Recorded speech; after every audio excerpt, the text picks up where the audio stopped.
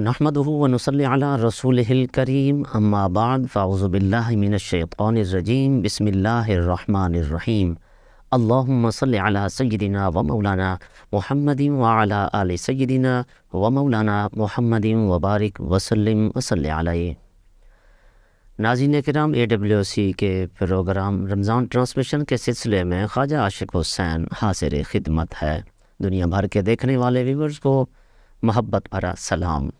ناظرین کرام، رمضان المبارک کا آخری عشرہ جاری و ساری ہے، اور اس آخری عشرے میں جو خاص طور پر فضیلت اور اہمیت والی رات ہے وہ شب قدر کی مبارک رات ہے، جس کے بارے میں اللہ تعالیٰ نے قرآن کریم میں پوری ایک سورت نازل فرمائی ہے، اور فرمایا انا انزلناہ فی لیلۃ القدر، بے شک ہم نے اس قرآن کو لیلۃ القدر میں نازل فرمایا۔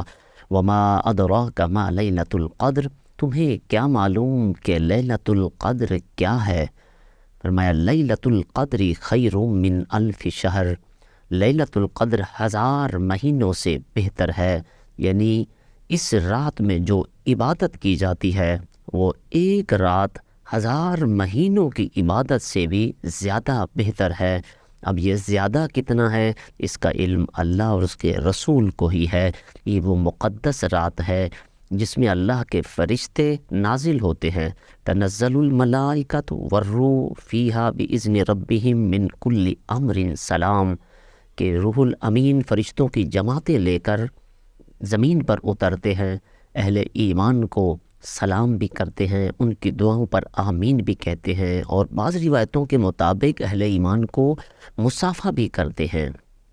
اب اس کی علامت اور نشانیاں بھی علماء نے لکھی ہیں کہ جس شخص کو رقت قلبی نصیب ہو جائے، خوف خدا سے رونا آ جائے، تو وہ سمجھ لے کہ اس رات میں فرشتے ان پر اپنی رحمت نازل کر رہے ہیں۔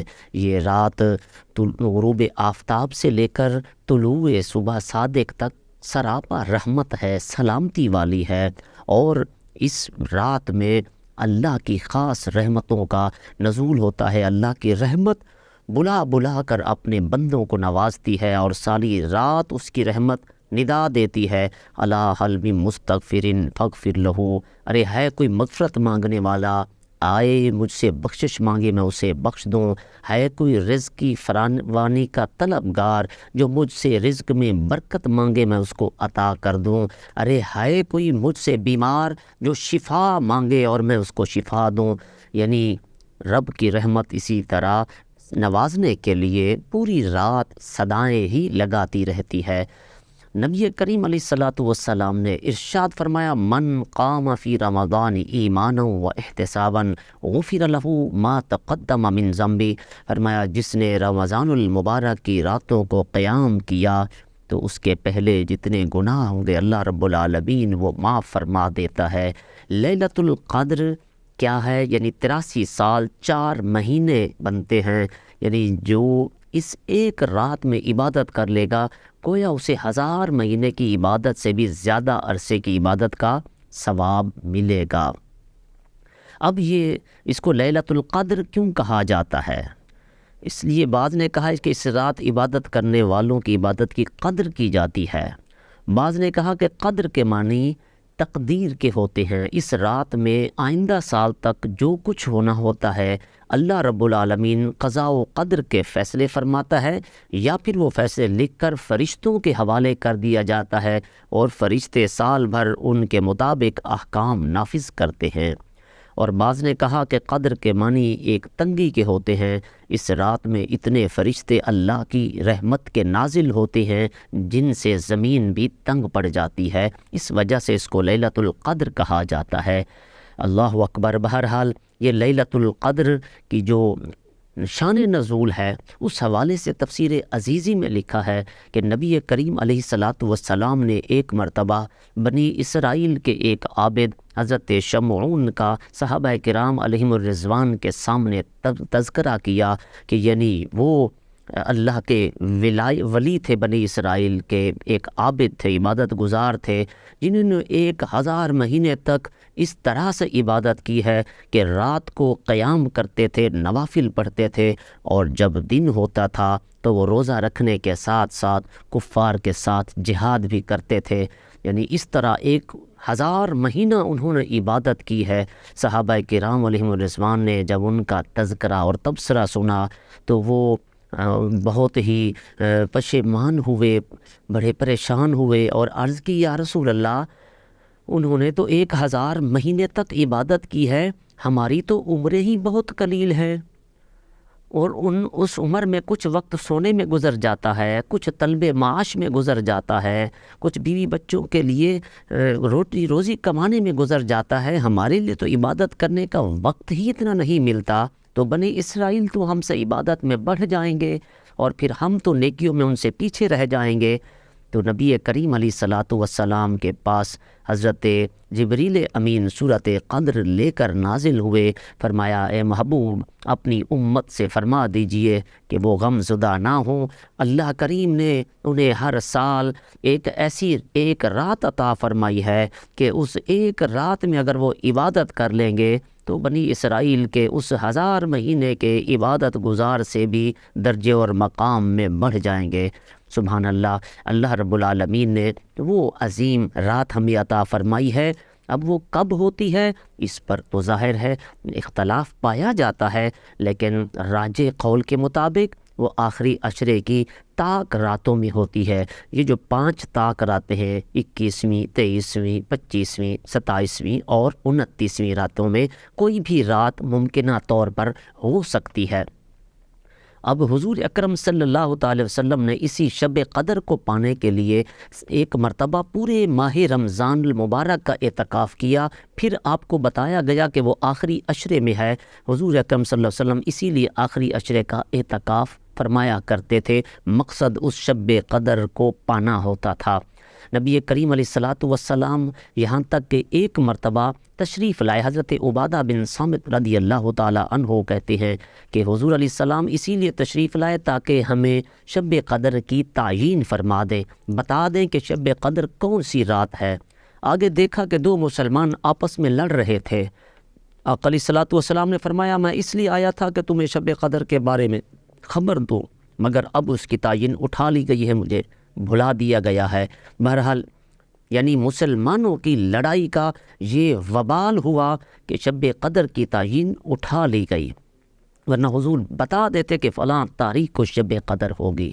بہرحال اس میں ہی ہمارے لیے بہتری ہوگی۔ علماء نے لکھا ہے کہ اس پر امت مسلمہ پر اللہ کا یہ کرم ہے کہ اللہ نے اس کو پوشیدہ رکھا ہے، اس میں بے شمار حکمتیں ہیں، وگرنہ ایک پہلو تو اس کا یہ ہے کہ جو اس ایک رات میں عبادت کرے گا، ایک نیکی کرے گا، اسے 1000 مہینے کی عبادت کا ثواب ملے گا۔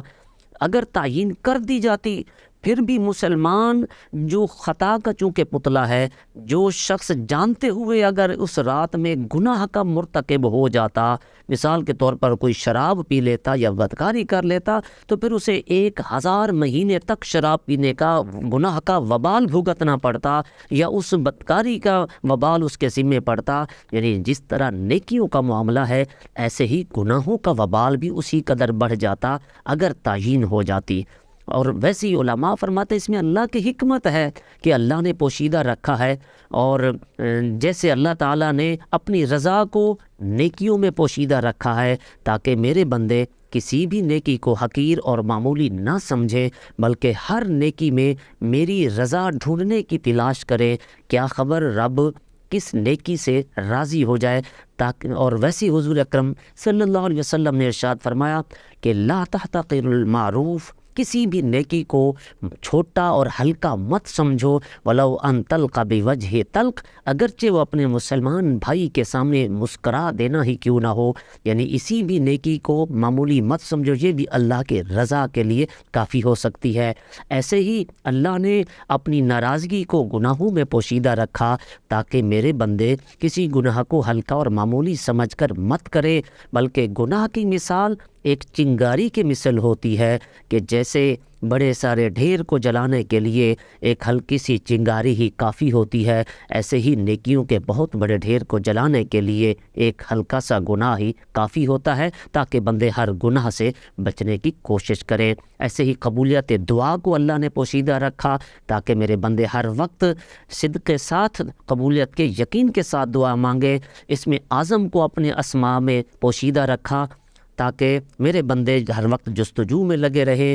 اللہ نے اپنے اولیاء کو، اپنے ولیوں کو بندوں میں پوشیدہ رکھا تاکہ بندے ہر ایک کی تعظیم کریں۔ اس لیے میں کہا کرتا ہوں کہ اگر کوئی شخص آپ سے عمر میں چھوٹا ہے تو اس نیت سے اس کی تعظیم کریں کہ جتنی اس کی عمر کم ہے اتنے اس کے گناہ بھی کم ہوں گے اور مجھ سے بہتر ہوگا۔ اور اگر کوئی شخص آپ سے عمر میں بڑا ہے تو یہ سوچ کر اس کی تعظیم کریں کہ جیسے اس کی عمر زیادہ ہے اتنی اس کی نیکیاں بھی زیادہ ہوں گی، بہرحال مجھ سے بہتر ہوگا، تو دوسرے کو بہتر سمجھے۔ کیا خبر کون اللہ کا ولی ہو۔ اسی طرح اللہ نے موت کے وقت کو متعین جو ہے وہ پوشیدہ رکھا ہے تاکہ بندہ ہر وقت موت کی تیاری کرتا رہے۔ بہرحال اسی لیے اللہ نے اگر شب قدر کو پوشیدہ رکھا ہے تو اس میں امت کی بھلائی ہی ہے، ہمیں اس پر یقین رکھنا چاہیے۔ بہرحال علماء نے یہ بھی لکھا ہے کہ کچھ چیزیں ایسی ہیں جن سے اشارہ ملتا ہے کہ شب قدر جو ہے وہ شاید 27ویں تاریخ کو ہوتی ہے، یقینی تو نہیں کہہ سکتے لیکن ایک اشارہ ہے۔ اس کی ایک دلیل جو ہے وہ یہ دی گئی ہے کہ لیلۃ القدر میں 9 حروف ہیں اور قرآن کریم میں سورۃ قدر میں یہ لفظ 3 مرتبہ آیا ہے۔ اگر 3 کو 9 سے ضرب دیں تو حاصل ضرب 27 آتا ہے۔ اس کا مطلب ہے کہ وہ لیلۃ القدر 27ویں رات ہی ہے، لیکن حتمی طور پر نہیں کہا جا سکتا۔ جو حضور نے فرمایا کہ آخری عشرے کی طاق راتوں میں اسے تلاش کرو، تو آخری عشرے کی طاق راتوں میں ہی تلاش کرنا چاہیے۔ حضرت سیدہ عائشہ صدیقہ رضی اللہ تعالی عنہا نے حضور سے عرض کی، یا رسول اللہ اگر مجھے معلوم ہو جائے کہ یہ شب قدر ہے تو میں کون سی دعا کروں؟ تو حضور نے ان کے یہ دعا بتائی، ان کو فرمایا اللہم انکا عفو تحب العفو فاعف عنی یا غفور، یعنی یا اللہ بے شک تو معاف فرمانے والا ہے اور معافی کو پسند فرماتا ہے، پس تو مجھے بھی بخش دے۔ فرمایا یہ دعا پڑھو۔ حضرت مولا علی کرم اللہ وجہ الکریم نے بھی فرمایا کہ ہر طاق رات میں آپ 3 مرتبہ سورۃ قدر پڑھیں، ہر طاق رات میں آپ کچھ پیسے 10 50 100 جتنا حسب توفیق ہو اللہ کی راہ میں خیرات کر دیں، اور اسی طرح 2 نوافل ادا کریں، قرآن مجید کی چند صورتوں کی تلاوت کر لیں، اور ہر طاق رات میں اہتمام کے ساتھ نماز عشاء اور فجر بعد جماعت پڑھے۔ حدیث کے مطابق جو یہ 2 نمازیں پڑھتا ہے اسے پوری رات کی عبادت کا ثواب ملتا ہے۔ اگر ہم ان چند اعمال کو اپنا لیں تو ہم شب قدر آسانی سے پا سکتے ہیں۔ تو ناظرین کرام غنیمت سمجھیے، ان مبارک ایام کو بڑی تیزی کے ساتھ ہی یہ گزرتے چلے جا رہے ہیں، ان کو غنیمت سمجھتے ہوئے ان مبارک ایام کے لمحات کو قیمتی بنانے کی کوشش کرنی چاہیے۔ نہ جانے آئندہ سال کس کو نصیب ہو، یہ مبارک گھڑیاں کس کو نصیب نہ ہوں، کیونکہ جب تک سانس ہے تب تک چانس ہے۔ اس وقت کو ہمیں غنیمت سمجھنا چاہیے۔ اللہ رب العالمین ہم سب کو اس ماہ مبارک کی برکتوں سے مالا مال فرمائے۔ اسی کے ساتھ ہی خواجہ عاشق حسین کو اجازت دیجیے۔ اللہ تعالی ہم سب کا حامی و ناصر ہو۔ السلام علیکم ورحمۃ اللہ وبرکاتہ۔